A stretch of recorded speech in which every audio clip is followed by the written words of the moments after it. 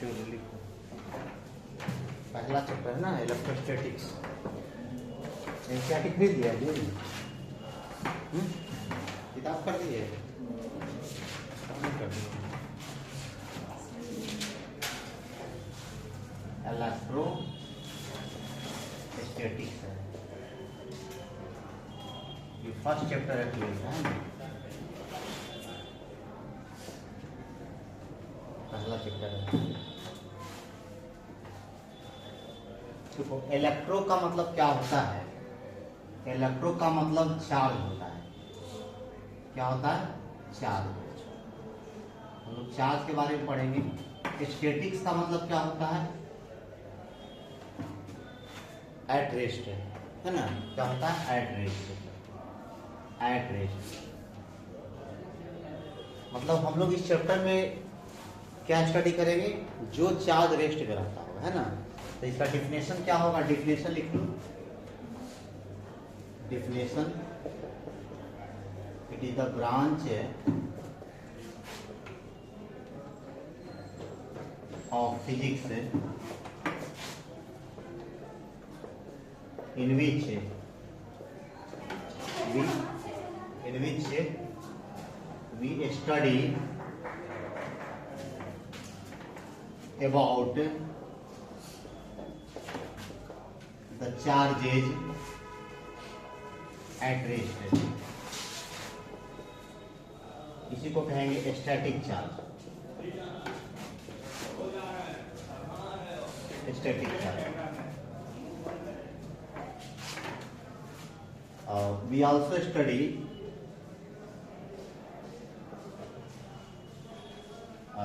about potential and field due to charge। यही सब इसमें स्टडी करना है। पहले पूछ दिया जाए व्हाट इज इलेक्ट्रोस्टैट, तो ये 2 मार्क्स का क्वेश्चन बन सकता है। ये 2 मार्क्स में आता है। ये शॉर्ट क्वेश्चन भी एक बन गया। It is a branch of physics in which we study about the charges at rest. और यहाँ ब्रैकेट में स्टैटिक चार्ज लिखेंगे। We also study about potential and field due to charge. यही सब स्टडी करना है ना। ये सब जो टर्म आ रहा है उसको हम देखेंगे आगे। जैसे चार्ज, इसमें देखो सबसे ज्यादा इसमें इम्पोर्टेंट जो बात आ रहा है वो चार्ज के बारे में सबसे पहले बात करेंगे। तो चार्ज क्या होता है? चार्ज देखो, चार्ज का पहले खोज कैसे हुआ? इसका जो डिस्कवरर है वो बेंजामिन फ्रैंकलिन है। क्यों है? हाँ, बेंजामिन फ्रैंकलिन, ये इसको खोजा था। सबसे पहले एक पतंग उड़ा रहा था, है ना? जब पतंग उड़ा रहा था ये जब पतंग उड़ा रहा था यहाँ पर, तो बहुत ऐसा हुआ कि जब पतंग उड़ा रहा था तो क्या हुआ कि ये जो है सिल्क का जो है ना थ्रेड लिया था वो, और गलती से जो है ना चाबी जो है सट जाता है, स्पार्क होता है, तो उसी समय उसके मुंह से निकलता है चार्ज। उसी समय से ये चार्ज जो है वो चला रहा है। चार्ज होता क्या है रियल में? तो जैसे मास तो समझ रही हो बात को कि ये जो पेन है तो इसमें मास होगा, इसी तरह चार्ज भी उसी तरह का प्रॉपर्टी है। किसी भी ऑब्जेक्ट से हम लोग क्या कर सकते हैं? मास को पूरी तरह अलग नहीं कर सकते हैं। उसी तरह चार्ज को हम लोग ट्रांसफर कर सकते हैं, लेकिन पूर्णतः उसको खत्म नहीं कर सकते हैं। इसे मान लो कि अगर मान लो जैसे पढ़ी होगी कि सोडियम है, कितना होता है? 2 8 1 होता है जी। तो ये अगर एक इलेक्ट्रॉन यहाँ से लूज कर देगा तो सोडियम प्लस होगा कि नहीं? देखो तो दूसरा चार्ज यहाँ पर आ गया। तो जैसे मास होता है उसी तरह चार्ज भी एक प्रॉपर्टी है। तो इंट्रिंसिक प्रॉपर्टी है। इंट्रिंसिक का मतलब क्या होता है? जो अंदर में डिफाइन होगा उस ऑब्जेक्ट के साथ ही वो डिफाइन हो जाता है। जैसे मास को अलग नहीं कर सकते आप। तो लिखेंगे charge is the intrinsic property of the object and does not exist without mass। Comma लगा तो इज नोन एज चार्ज। अब जैसे यहाँ पर देखो, कभी कभी लगेगा कि नहीं, कभी कभी कंफ्यूज होता है लोगों के लिए, चार्ज है फिर मास नहीं रहेगा, ऐसा हो सकता है। तो एक जगह ऐसा आएगा टर्म फोटोन के बारे में, तो कोई एग्जांपल दे देगा कि फोटोन का बताओ। तो फोटोन जो है ना, चार्ज नहीं होता उसमें, तो रेस्ट मास 0 होता है। फोटोन का रेस्ट मास क्या होता है? 0 होता है। समझ लो बात को। तो जब मास है, मैंने चार्ज है, वहां ऑलरेडी मास होगा, ये बात समझ लो एक बात। मास नहीं है तो चार्ज नहीं होगा। फोटोन का क्या होता है? रेस्ट मास 0 होता है। ये भी क्वेश्चन है ऑलरेडी। यहाँ पर अगर एग्जांपल होता है दे दे इस तरह का, कोई रेस्ट मास ऑफ फोटोन क्या होता है? 0 होता है। ये ध्यान रखना है, क्योंकि फोटोन कभी रेस्ट में रहता ही नहीं। तो ये देखो यहाँ पर बात हो गया। तो ये इंट्रिंसिक प्रॉपर्टी है, इंट्रिंसिक प्रॉपर्टी है ना। हाँ आओ जी, चार्ज देखना जी, नीचे दिखाई पड़ रहा है ना इसमें। Charge is the intrinsic property as like mass. ये बात ध्यान रही। देखो ये सब ऑब्जेक्टिव पूछेगा, क्या लेट से तो चलिए।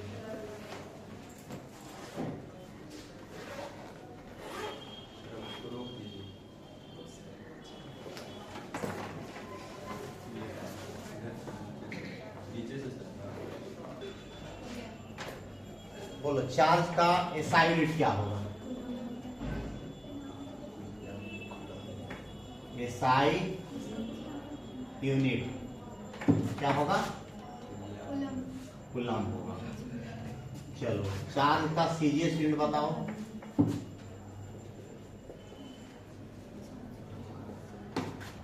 Stat coulomb. ठीक है।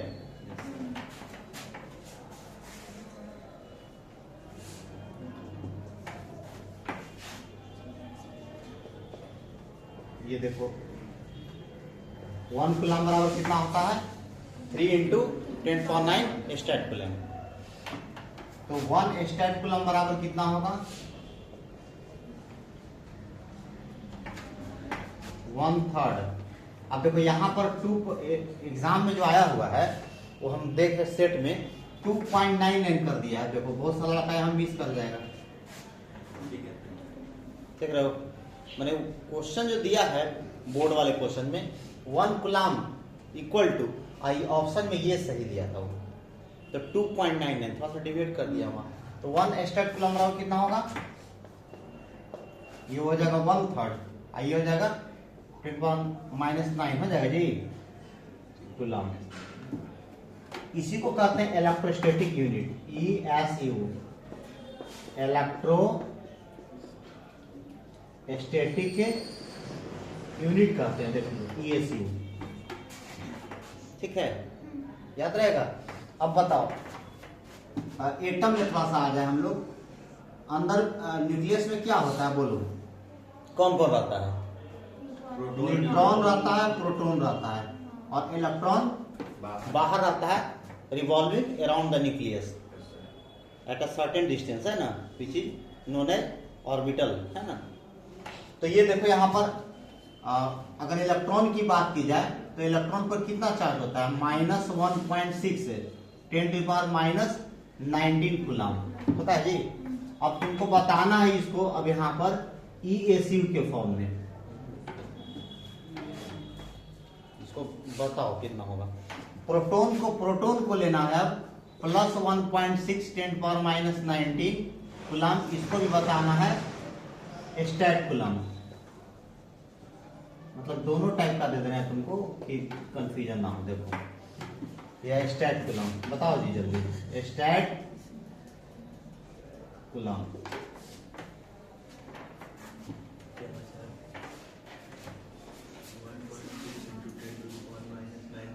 कुछ में बताना सर, देखो ना लिखा हुआ है। हाँ हाँ साइन को इग्नोर भी कर सकते हो, या साइन वहां चला जाएगा। बोलो जल्दी।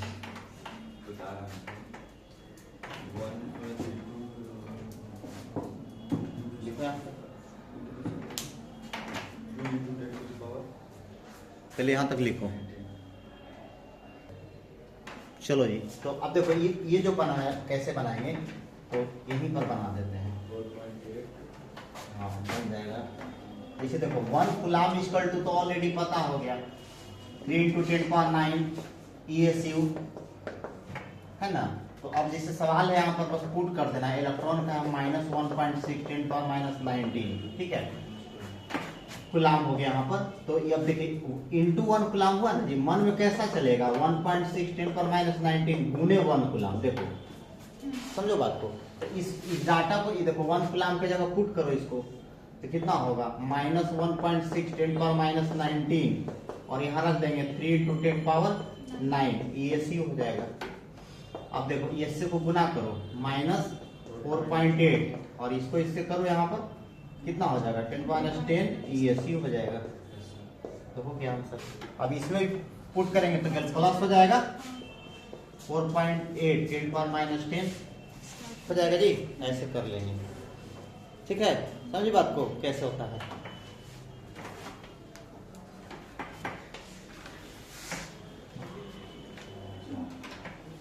अब बताओ जी, इस पर कितना चार्ज है, चार्ज निकालना है।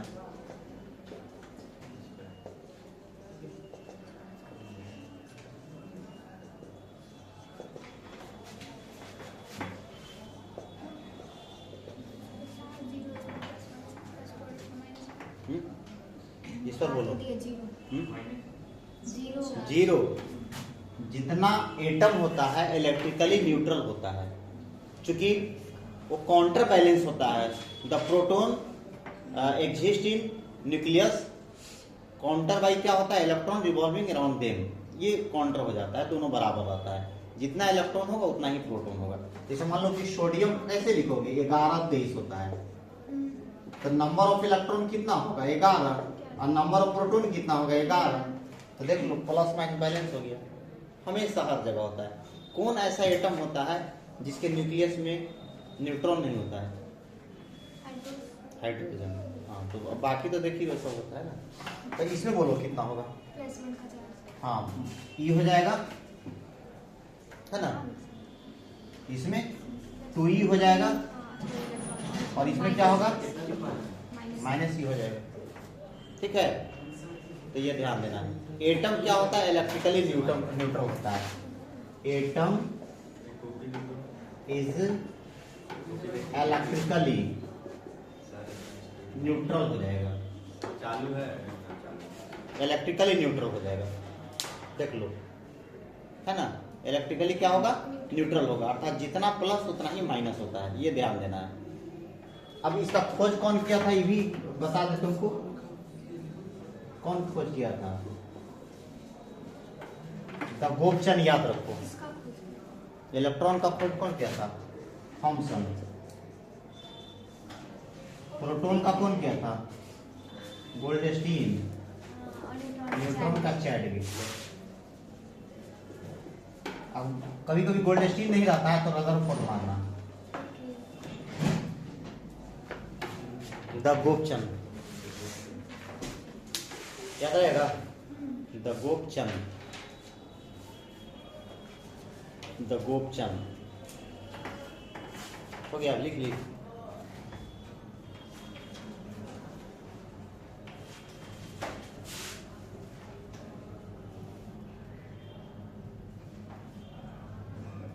स्पेसिफिक चार्ज सुने हो, चार्ज में मास। तो इलेक्ट्रॉन का स्पेसिफिक चार्ज निकालना है, जो कि आया हुआ क्वेश्चन है, चार्ज और मास से डिवाइड करके देखो। पहले इसको जल्दी उतार लो।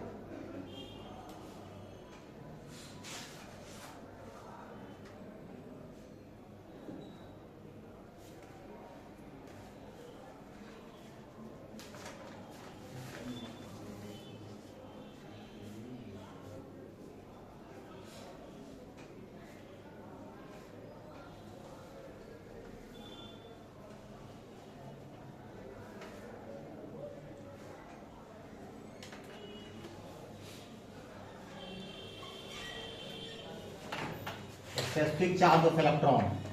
पहले तो स्पेसिफिक चार्ज देखो जी, अगर इसको दिक्कत होता है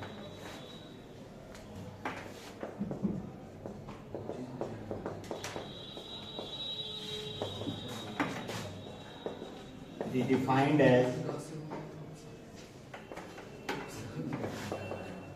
the ratio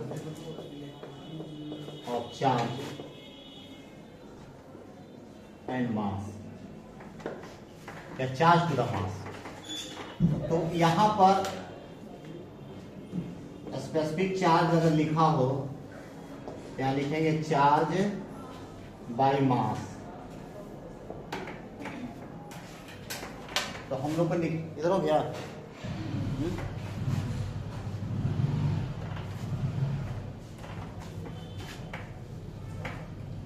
यहाँ पर क्वेश्चन है, अच्छा इसका एसआई यूनिट अगर पूछेगा तो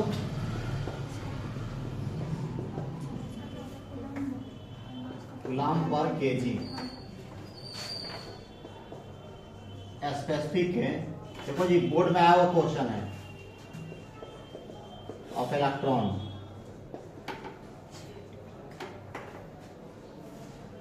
कितना होता है इसे याद कर लेता है लोग, 1.8 × 10⁻11 कूलम पर केजी। एकदम पूछते रहता है। मैंने इसमें तुम्हारा एक ऑब्जेक्टिव फिक्स है इस पे पेज में, अभी तक जो पढ़े हो ना ये वो फिक्स हो गया अपना।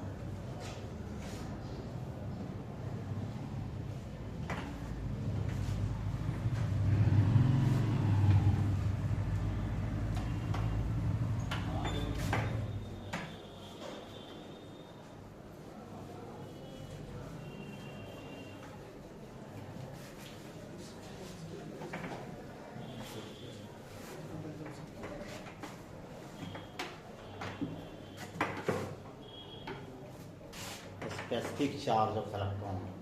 आगे जी, तो ये भी जानकारी होना चाहिए ना, मास ऑफ इलेक्ट्रॉन कितना होता है बोलो।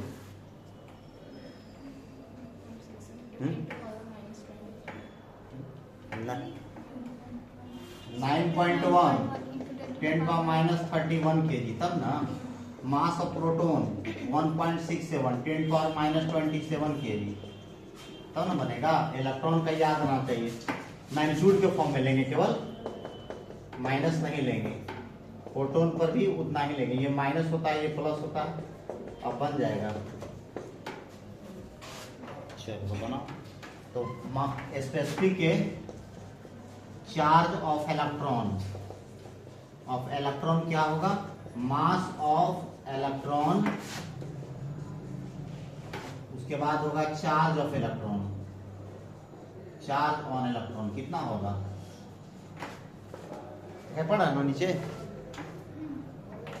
चलो कितना होगा, 9.1 10⁻31 बटा 1.6 10⁻19। तो देखो कैसे सॉल्व करोगे, तो ये 91 बाई कितना होगा 16 होगा, ये कितना हो जाएगा ऊपर जाएगा तो 10 पावर कितना हो जाएगा 12 हो जाएगा जी, 12 9.1 1.8 31 19 डिवाइड करो,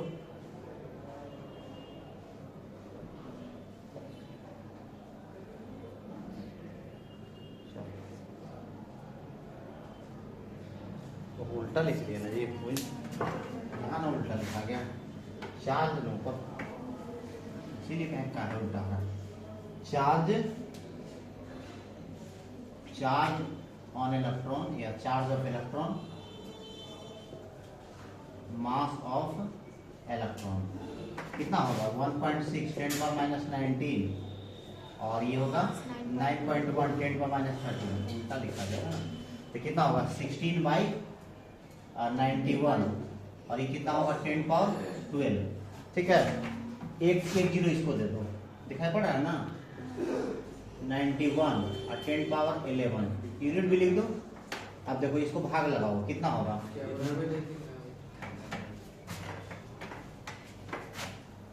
कितना हो गया ये तो एक यहाँ जो ना यहाँ कर देते हैं, ठीक है। अच्छा यहाँ तक लिखो, पहले लिखो लिखो तो ऊपर कर देंगे, हाँ ठीक है। अब सब करो ना, 160/91 भाग लगा दो तो 160/91 1.8 आएगा।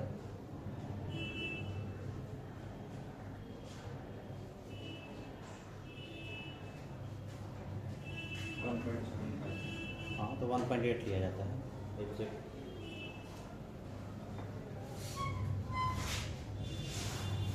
Charge to the mass,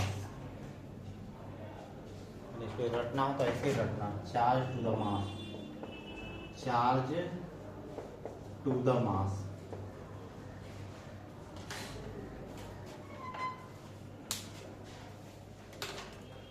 charge to the mass electron का पूछता है, लेकिन देखो तो लोग सुना होगा मिल्टन वाल्ड्रॉप, मिल्टन इसका जो निकाला था, तो ये इसका कौन निकाला था? ये ना मिल्टन निकाला था एक्सपेरिमेंट से।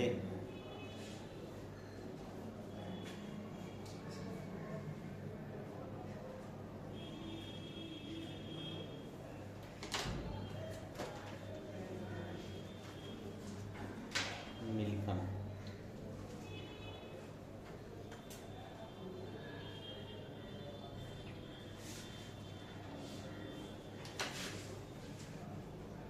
सॉल्व करके भी लिखो।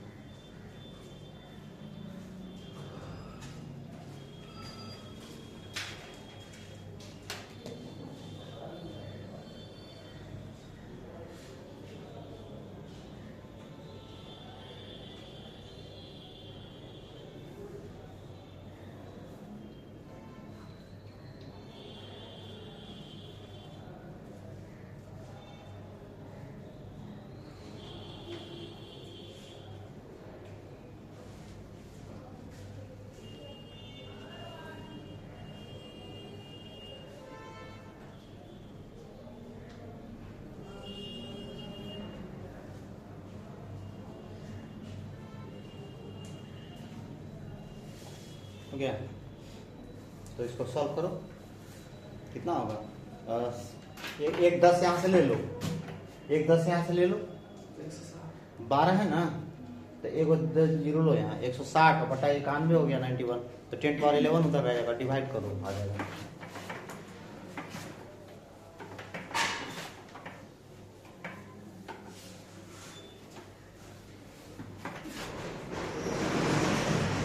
करते हैं तो E/m कितना हो जाएगा?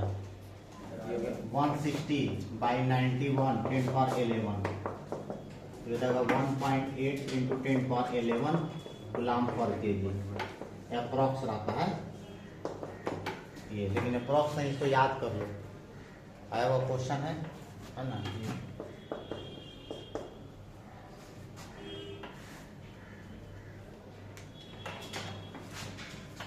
चार्ज स्केलर है या वेक्टर? चार्ज स्केलर है या वेक्टर? स्केलर क्वांटिटी,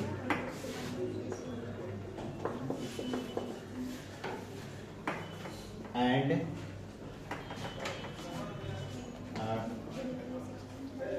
अलग से लिख देते हैं,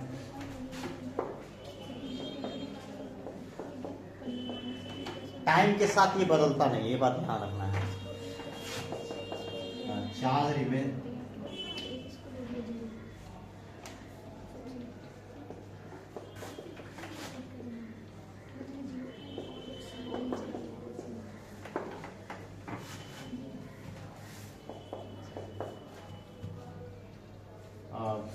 डायमेंशन ऑफ चार्ज कितना होता है बोलो, कितना होगा जी? फॉर्मूला याद है, I = Q/T, पढ़ा होगा मैट्रिक क्लास में जी। तो इलेक्ट्रिक करंट या धारा जिसको बोलते हैं, विद्युत धारा, आवेश बटा समय टाइम होता है। I = Q/T, करंट बराबर चार्ज बाई टाइम, तो Q बराबर क्या होगा? IT होगा।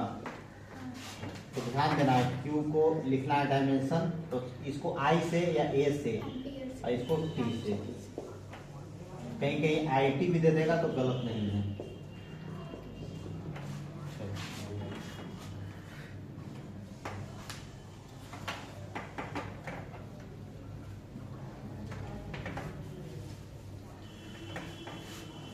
चार्ज को अगर घुमाते हो तो वो इफेक्ट नहीं होता है, ठीक है ना। Charge does not affected by motion. ये अलग बात है, कुछ कुछ उससे पैदा हो जाएगा।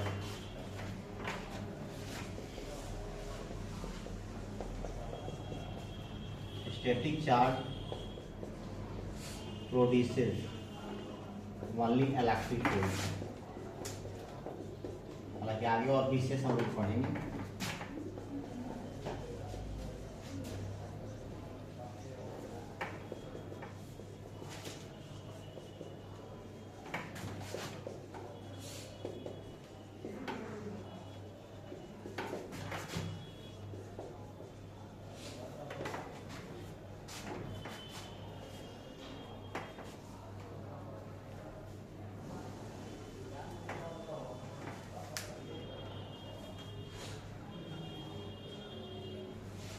जैसे चार्ज जो है ना, मोशन से इफेक्ट नहीं होगा, जितना खुलाम का है उतना ही खुलाम रहेगा। ये अलग बात है, उससे कुछ पैदा हो जाए अलग बात है।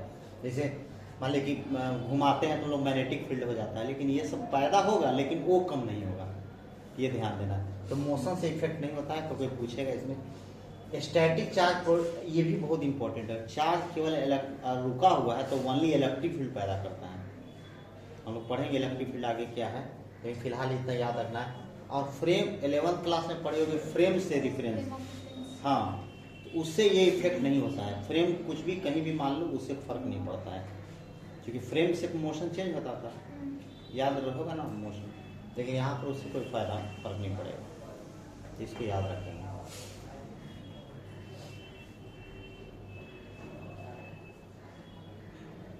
ट्रांसफर ऑफ चार्ज,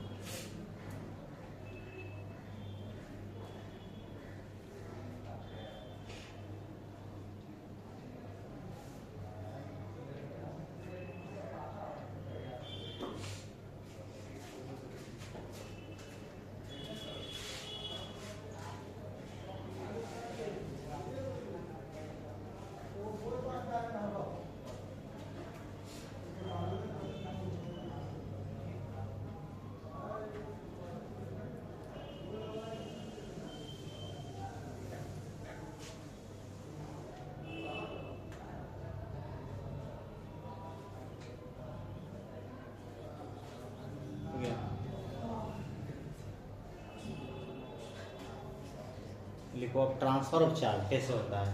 जैसे मान लो चार्ज को हम ट्रांसफर करना चाहते हैं, तो कैसे ट्रांसफर होगा। तो रगड़ करके हो सकता है, कंडक्ट करके हो सकता है, सटा दोगे तो चल जाएगा, या इंडक्शन के द्वारा हो सकता है। 3 मेथड है। चार्ज को अगर ट्रांसफर हम करना चाहते हैं, जैसे कोई छू देगा तो करंट मार देगा कि नहीं। अगर हाई वोल्टेज का तार है, इतना पर उंगली ले जाकर सटाओ, समझ में आ जाएगा। एक बार सटा ही तो डायरेक्ट रूम में आ जाएगा। तो अगर चार्ज को हम ट्रांसफर करना चाहते हैं कहीं पर, तो 3 तरीका है। इसको लिखो, देखो ट्रांसफर ऑफ चार्ज, ठीक है ना।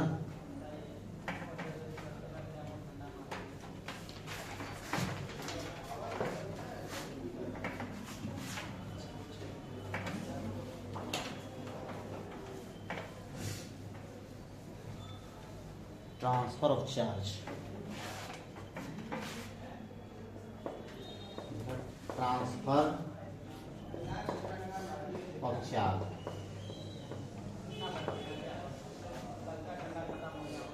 तीन मेथड है। रबिंग,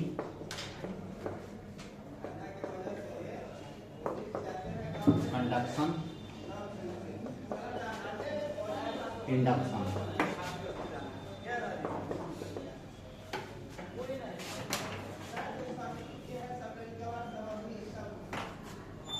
तो पहला है rubbing.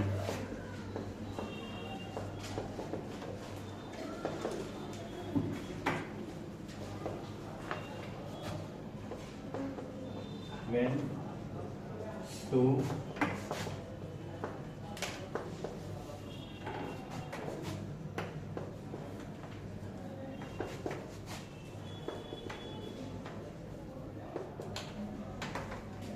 then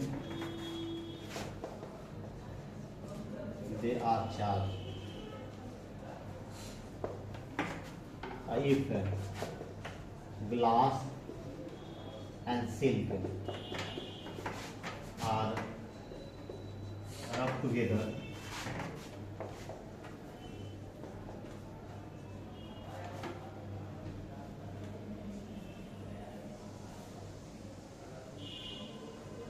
when glass and silk are rubbed together, then the charge appears on it. अब देखो कैसे अपीयर होगा उसको हम लोग एक तरीका बताते हैं, एक ऑर्डर में लिखा देते हैं, उस ऑर्डर में से आता है ना, कैसे किसको पहले रखेंगे, कौन प्लस होगा कौन माइनस होगा, उसका एक तरीका है, इसे याद करना पड़ेगा।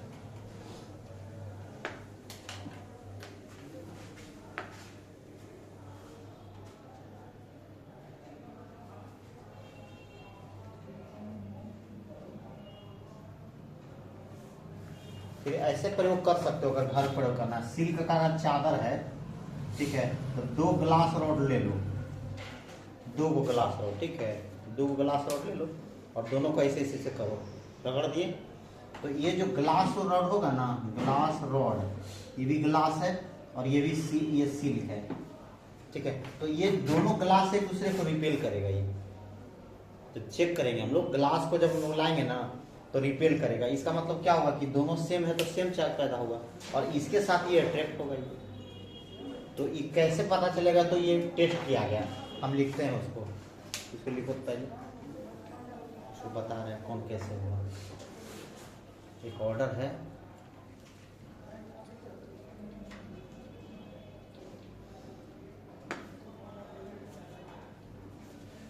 हो गया, लिख लीजिए। तो ये तरीका है, देखो इसका नाम लिखते हैं,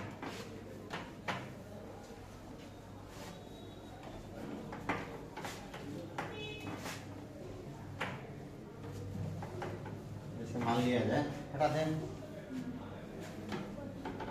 वो चार्ज पकड़ने वाला इंस्ट्रूमेंट भी होता है, इलेक्ट्रोस्कोप, वो भी पूछता है कैसे बनता है, घर में बना सकते हो इलेक्ट्रोस्कोप, घर में बना सकते हो, क्लासरूम में भी कर सकते हो, ऐसा है, चार्ज है कि नहीं देखते हैं आप। तो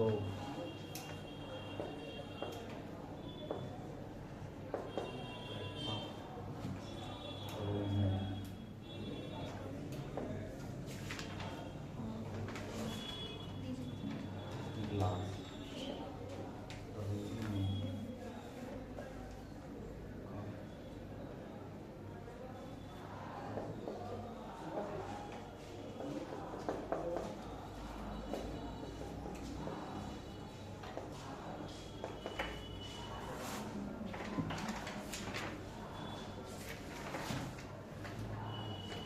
हिंदी में इसका टेक्निक भी है याद रखने का, हिंदी में तो कुछ तो जानते हो, ग्लास माने कांच होता है, जानते हो,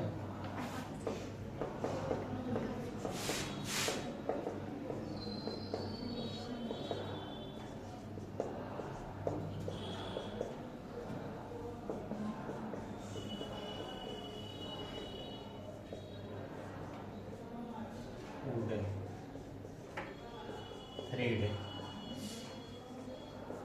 रबर, इबोनाइट, एक टेक्निक याद करने का थोड़ा, मैंने किसी से नहीं याद रखता है तो ऐसे याद कर लिया, नमन में उधर लिख लेते हैं, और क्या है, रोमो काकरे माल धारे, याद हो जाता है, याद हो जाएगा तुरंत ऐसे। अब देखो यहाँ पर समझो, मतलब देखो ऐसे कितना को कठिन लगता है याद करने में, तो इसीलिए उसको बना दिया हिंदी में थोड़ा, पकड़ लेता है सेंस तो लिख देगा, बगल में लिख लिया।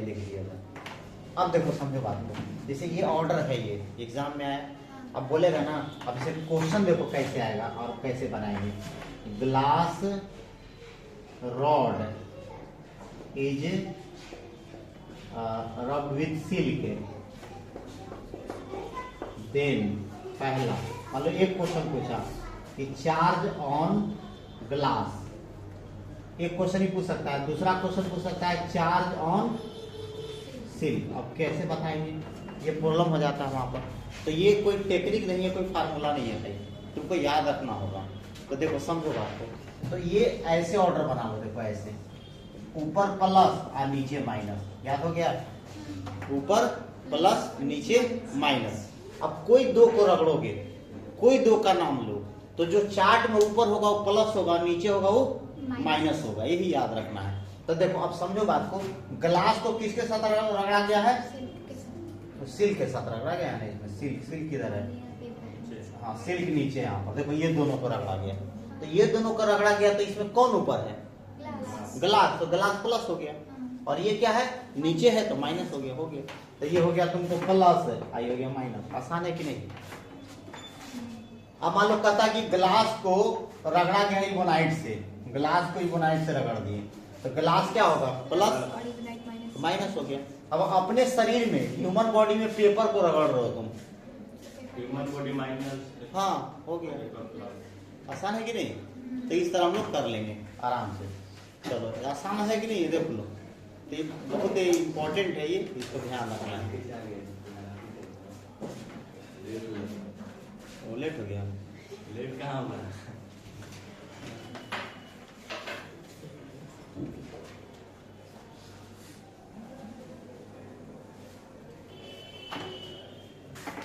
शाम फिर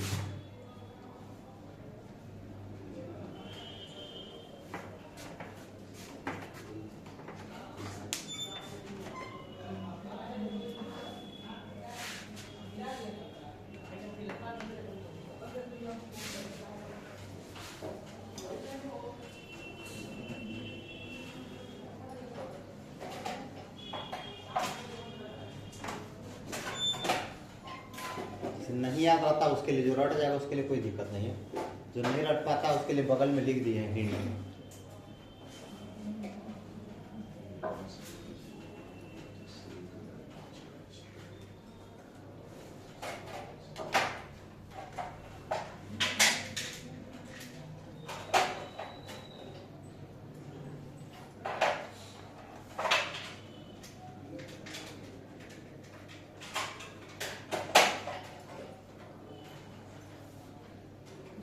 टाइम हो गया क्या।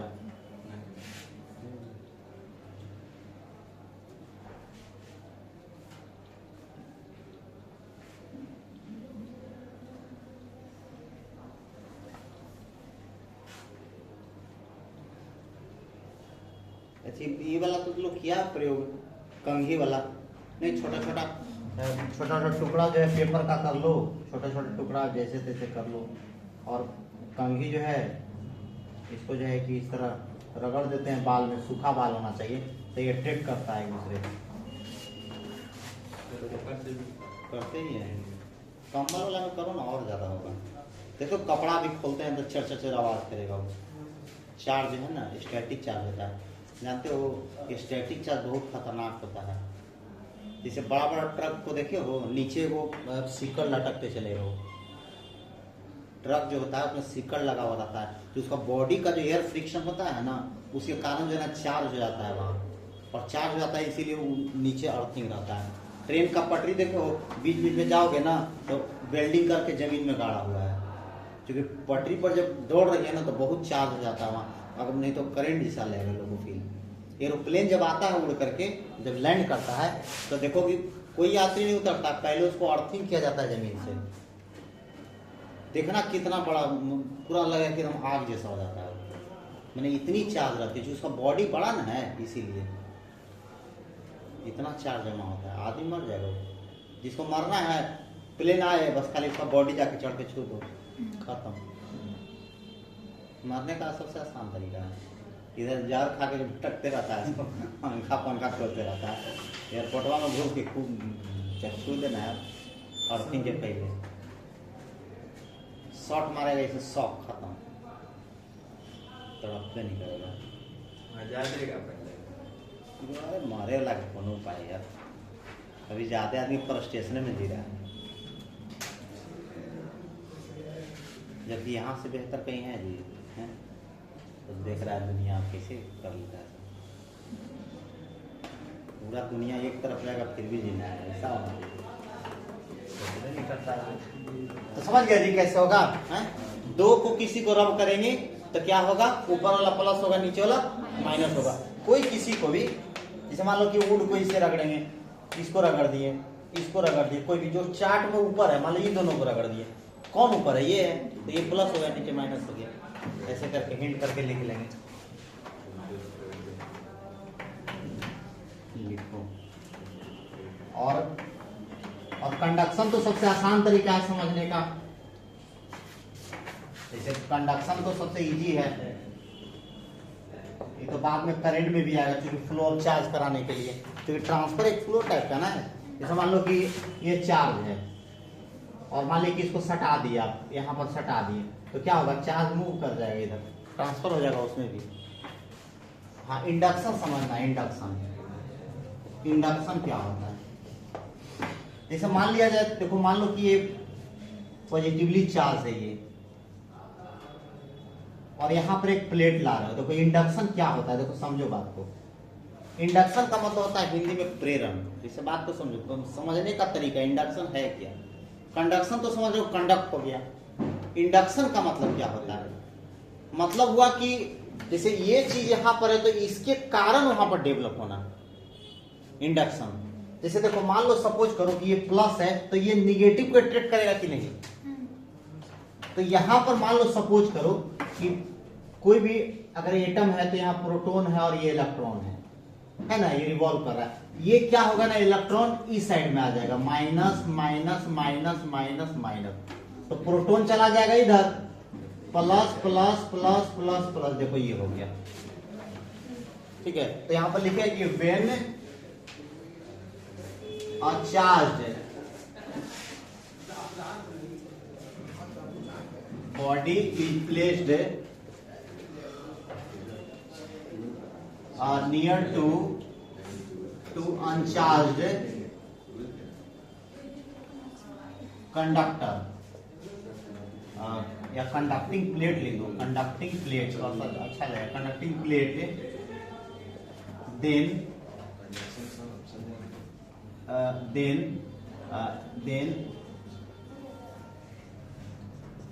नेवर एंड या nearer surface opposite charge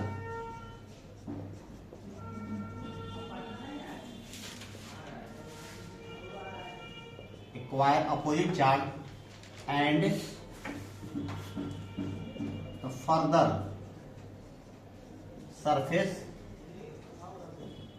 surface same charge.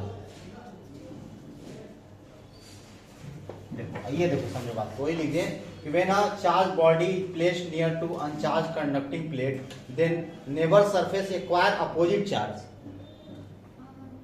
And further या रियर, जिसको कहते हैं फर्दर का मतलब रियर, जो इंड वाला होगा किनारे वाला, रियर सरफेस सेम चार्ज हो जाएगा।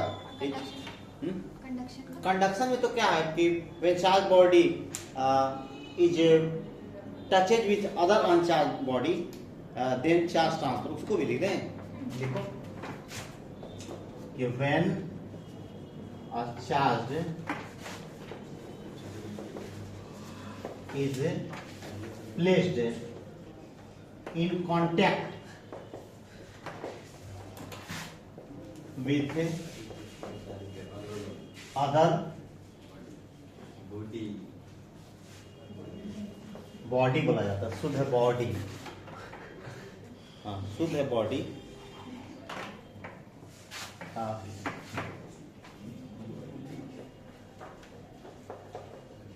देन चार्ज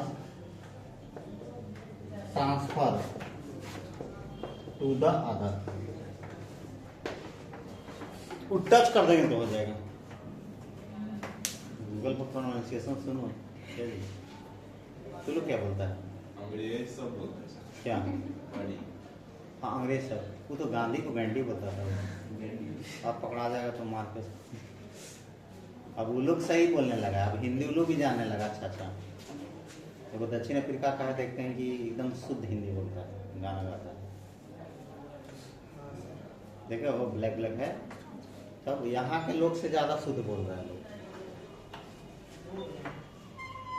हिंदी लोग सीख रहा है, क्योंकि ऐसा नहीं है, सबका अपना इंटरेस्ट है। तो बांग्ला किसको वाला बोलता है पानी खाबो। खिलाओ, पकड़ के आओ तो बात चावल जा एग्जाम रहा है। है बंगाल एग्जाम देना, बोल रहा है कि हम बोतल का बैग में बोल रहा है कि पानी खाबो। हम समझे भी नहीं आ रहा था कि कहा बोल रहा है। तो भैया था तो बोला कि पानी पीने के लिए बोल रहा है, हम बोले कि ले लीजिए। पूछा नहीं कि पानी खाओ तो फिर खाना पीबो, लेकिन स्वस्थ रहने का तरीका बताता है वो। पानी को धीरे धीरे पीना चाहिए,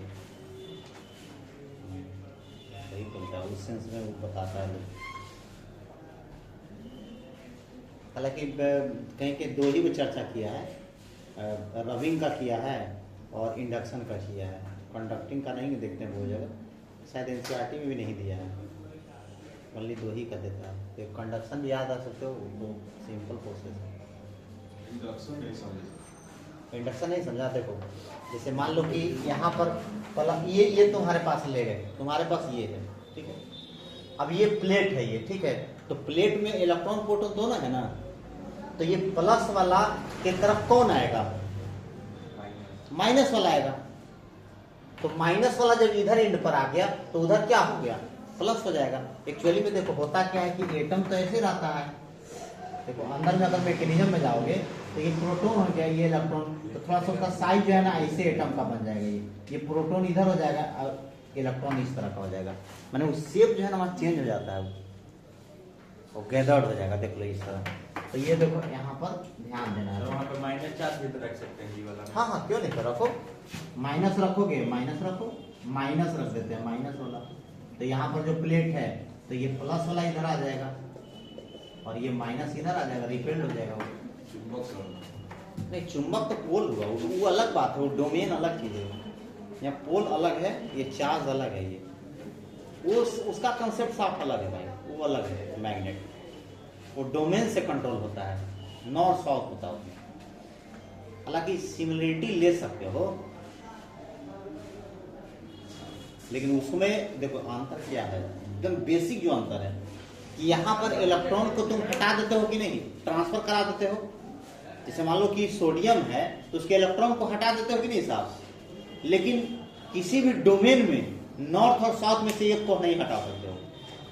इतना भी छोटा टुकड़ा होगा ना तो दोनों पोल होगा वो। तो ये अंतर है, ये बहुत बड़ा अंतर है, समझ गए। और इसके कारण जो है ना थ्योरी में अंतर पड़ता है, जब आगे पढ़ोगे तो बहुत बड़ा अंतर पड़ेगा, पढ़ाई में भी अंतर उसके कारण बहुत मार्क्स सर, तो मतलब दोनों रिपेल कर जाएगा आपस में अगर गलती करेंगे तो क्या इंडक्शन में जब ई प्लस में तो माइनस में तो भाई मेरे सट जाएगा ना, प्लस प्लस ये रिपेल करेगा। हाँ वो रिपेयर करेगा ना, तो सट जाएगा। इसीलिए अब चार्ज अगर है तो अपोजिट डेवलप हो जाता है, वो अपोजिट डेवलप हो जाता है, ये काम है।